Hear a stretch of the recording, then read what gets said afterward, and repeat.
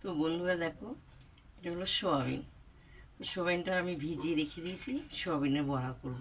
তো সোয়াবিনের বড়ায় আমি কী কী দেবো তোমাদেরকে সম্পূর্ণ দেখাবো। এক এক করে আমি থালায় গুছিয়ে রেখেছি। এটা হলো বেসন, চালের গুঁড়ো, পরিমাণ মতন হলুদ, নুন, পরিমাণ মতন গুঁড়ো লঙ্কা, কালো জিরে সব একসঙ্গে দিয়ে দেওয়া হলো।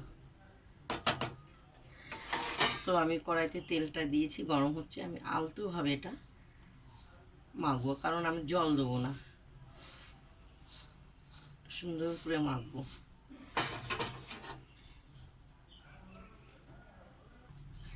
তো দেখো খুব সুন্দর মাখা হয়ে গেছে, আমি একটুকু জল দিইনি।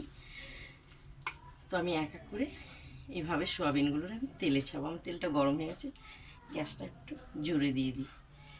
জোরে দিলে বড়াটা খুব সুন্দর হয়। বুঝেছো, সোয়াবিনের বড়া। তোমরা সোয়াবিনের বড়া, সোয়াবিন তো তরকারি খাওয়া হয়, তো এটা একটু বড়া করে ভেবেছি যে সবসময় তো তরকারি খাওয়া হয়, নানা রকমের জিনিস দিয়েও নিরামিষও তরকারি করা হয়, একটু বড়া করে খেয়ে দেখি কেমন লাগবে। আমি এক এক করে এরকম সব ভাজবো।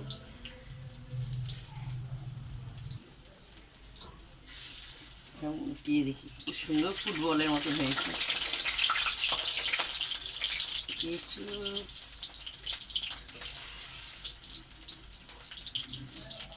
খুব সুন্দর লাগবে খেতে। তোমরা সোয়াবিনেরও চপও খেয়েছো, খেয়েছো তো। এক এক করে আমি একটু লাল লাল করে ভাজবো।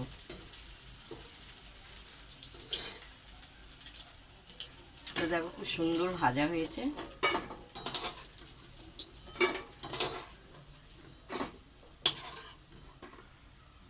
কে বলবে সোয়াবিনের বড়া দেখতে পেয়েছো, গরমে পুরো ঘেমে গেছে, যার জন্য আমি রান্নার ধারে আসলে এত গরম দিয়েছে বলবার মতো না। এতদিন কাঠের উনুনে রান্না করেছি, গ্যাসের যা প্রবলেম, গ্যাসে রান্না করতেও ভয় করছে। তাই অনেকদিন তোমাদেরকে রান্নাটা দেখাতে পারছি না, গরমে রান্না করে তোমাদেরকে খাওয়াটা দেখাচ্ছি। তো আমার এতটা ভাজা হয়ে গেছে, আর এইটুকু হলে আমার হয়ে যাবে। তো দেখো খুব সুন্দর হয়েছে, এতগুলো ভাজা হলো। তো একটা আমি খেয়ে দেখি কেমন হয়েছে। বাহ, অপূর্ব।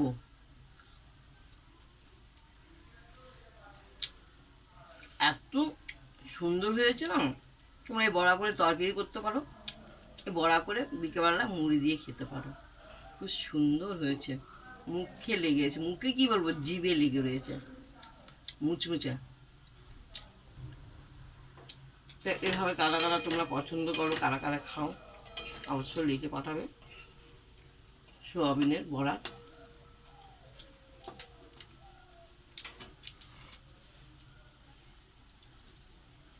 খুব ভালো লাগলো, বলবার মতন না বড়াটা।